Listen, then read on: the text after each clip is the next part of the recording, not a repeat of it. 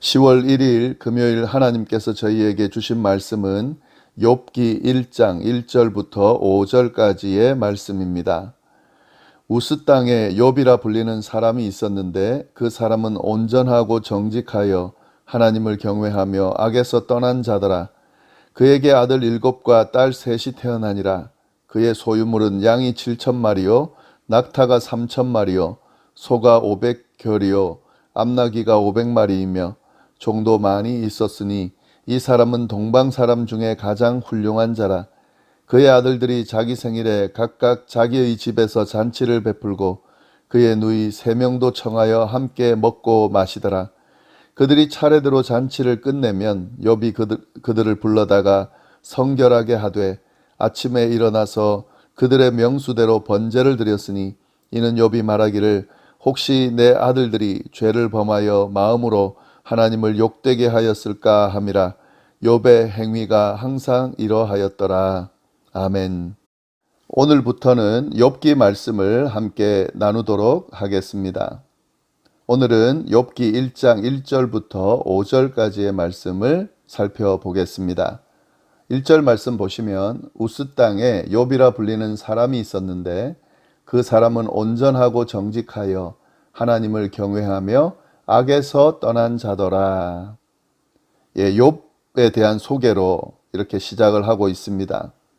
욥이 누군가? 욥이 우스 땅에 사는 사람이었다. 이렇게 이야기를 합니다. 그런데 이 정보 외에는 없습니다. 욥의 아버지가 누구인지, 어느 민족, 어느 지파에 속해 있는지를 전혀 알 수가 없습니다. 성경에 나오는 내용을 보면 아버지가 누군지, 또 어느 민족, 이스라엘에 속해 있고 또 어느 지파에 속해 있는지 이 내용들을 보통 소개를 하는데요.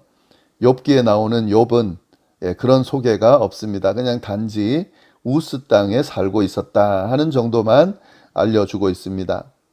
그런데 여기서 우스 땅이 어딘지를 정확히 알려주고 있지를 않습니다. 이 우스 땅이 어딘지 정확히 알 수 없는데요.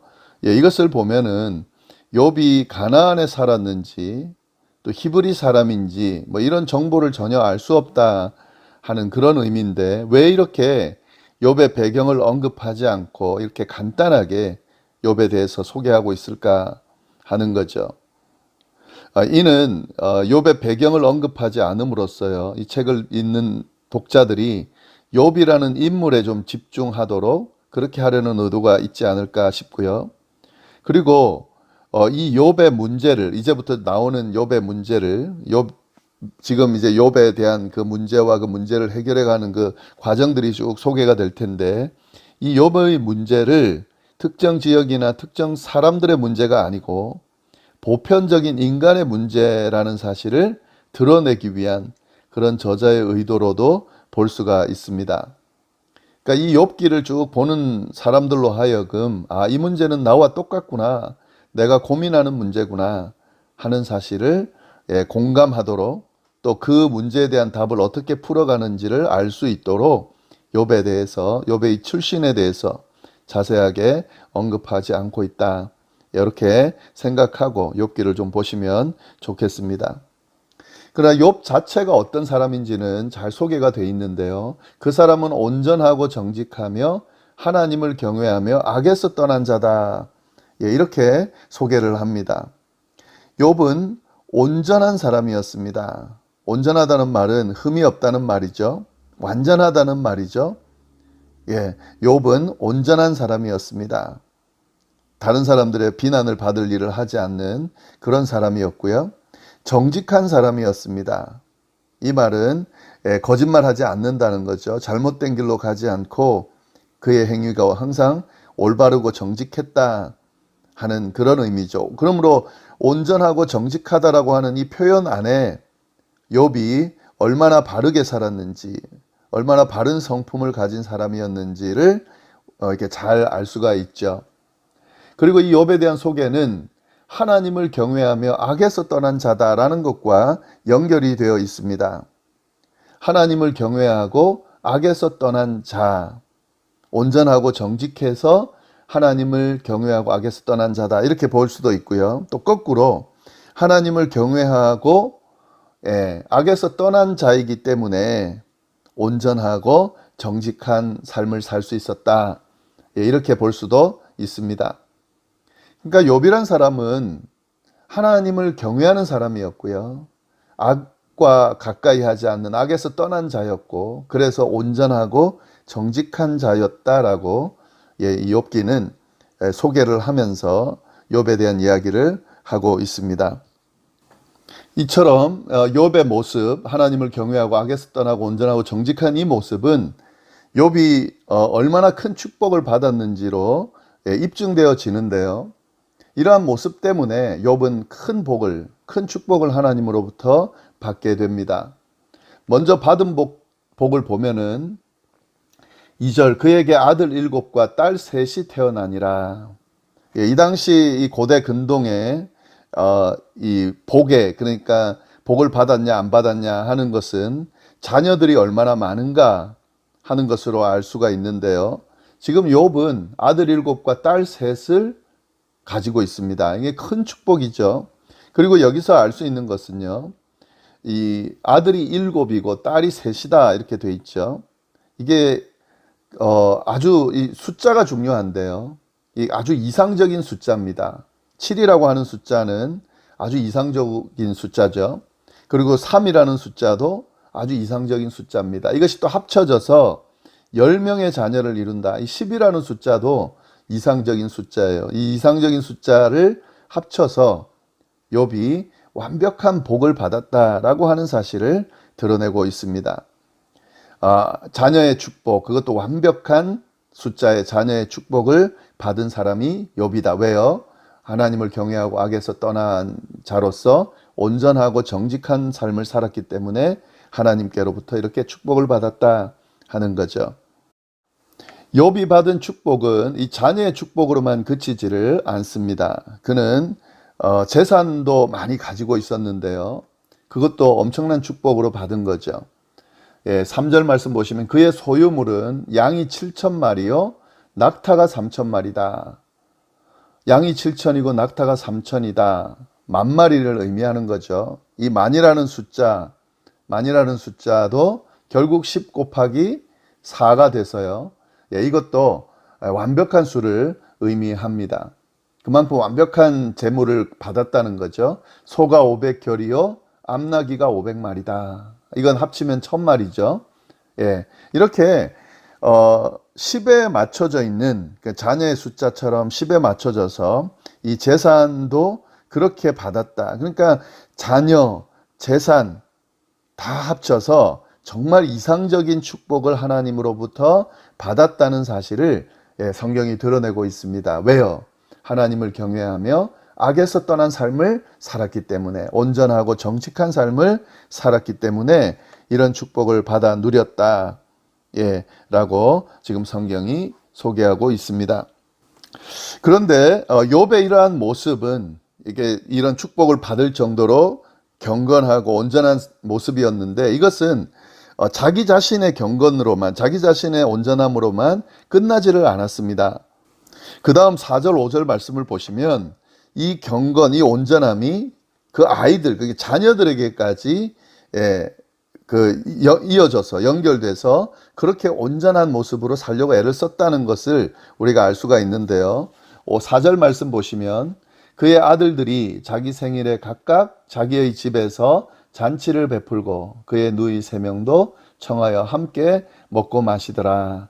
그들이 차례대로 잔치를 끝내면 욥이 그들을 불러다가 성결하게 하되 아침에 일어나서 그들의 명수대로 번제를 드렸으니 이는 욥이 말하기를 혹시 내 아들들이 죄를 범하여 마음으로 하나님을 욕되게 하였을까 함이라.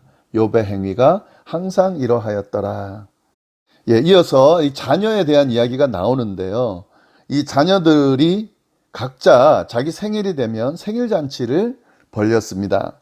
그리고는 형제 자매들을 초대해 가지고 그래서 같이 함께 먹고 마시는 그런 것들을 했는데요. 이때 이 잔치가 끝나게 되면 욥이 그 자녀들을 다 불러다가 성결하게 했다는 거죠. 그리고 아침에 일어나면 그들의 명수대로 하나님 앞에 번제를 드렸다는 거죠. 왜냐하면은 여기 보면은 먹고 마셨다라는 이야기가 있잖아요. 여기서 먹고 마시다는 것 안에는 포도주도 같이 먹는 그런 모습이 있었을 텐데, 혹시라도 이렇게 먹고 마시고 그렇게 하다가 하나님을 욕되게 하지 않았을까, 특히 마음으로라도 하나님께 범죄하지 않았을까, 욥이 그걸 걱정하는 거죠. 그래서 잔치가 끝나자마자 혹시라도 하나님께 범죄한 모습이 있다면 그것을 성결하게 하기 위해 하는 행동을 했다는 거죠. 그리고 번제도 드렸다 하는 겁니다. 이것은 욥이 갖고 있는 모습을 잘 표현해 주고 있어요. 욥이 완전하고 정직한 모습, 그래서 하나님을 경외하고 악에서 떠난 모습이 이런 자녀들에게까지 지금 이어지고 있다 하는 거죠. 자녀들도 범죄하지 않도록 그렇게 완전하고 거룩하게 하도록 이 욥이 행하고 있다 하는 거죠. 심지어는 여기서 지금 보통은 범죄한 죄에 대해서 번제를 드리잖아요. 그게 아니에요. 범죄하지도 않았습니다. 그런데 혹시 범죄했을지 모를 그런 부분에 대해서 하나님 앞에 번제를 드리는 거죠. 그러니까 욥이 이처럼 완전한 모습이었다, 정직한 모습이었다, 하나님을 경외하고 악을 떠난 모습이었다, 자기 자신뿐만 아니라 자녀들에게까지도 이렇게 철두철미하게 그렇게 경건한 모습으로, 완전한 모습으로 살도록 그렇게 노력하는, 최선을 다하는 그런 사람이었다 하는 것을 드러내고 있습니다. 그래서 이런 축복을 받았다 하는 그런 내용을 가장 먼저 욥기를 시작하면서 언급하고 있습니다. 네, 이 말씀 1절부터 5절까지의 이 말씀 보면은 우리 믿는 자들, 하나님의 백성들의 삶이 어떠해야 되는지를 잘 보여주고 있습니다. 하나님의 자녀로서 욥처럼 그런 모습을 가질 필요가 있다는 거죠.